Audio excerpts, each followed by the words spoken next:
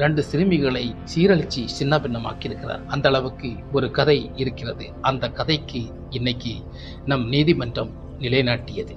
நீதி நிலைநாட்டியது என்பதற்கான ஒரு கேள்வியை நீங்கள் கேள்விப்பட்டு அந்த அளவுக்கு ஒரு சம்பவம் இன்னைக்கு நீதி நிலைநாட்டி இருக்கிறது. அத்தனை பேருக்கு 20 வருடம் அல்ல, 15 வருடம் அல்ல, ஆயுள் தண்டனை அல்லங்க, 40 வருடம். ஏன்னா நீங்க 2 சிறுமிகளை சிதைத்தீர்கள். அதற்காக ஒரு சிறுமிக்கு 20 வருடம், இன்னொரு சிறுமிக்கும் 20 வருடம், 40 வருடங்கள் தண்டனைக்கு இன்னைக்கு நீதி நிலைநாட்டி இருப்பது நம் தமிழக அரசுக்கு பெருமை வாங்கி கொடுத்திருக்கிறது. இந்த கேஸ் மூலமாக அந்த அளவுக்கு இந்த கேஸை நம் காவல்துறைகள் நடத்தி கொண்டு பல சிபி அதிகாரிகள் இந்த கேஸை முன்வைத்து நீதிபதி அந்த வாக்குமூலங்கள் எல்லாம் சொல்லும் போது பல அதிர்ச்சியும் ஆச்சரியத்தை நமக்கு கொடுக்கும் போது உண்மையிலே பெருமையாக இருக்கிறது.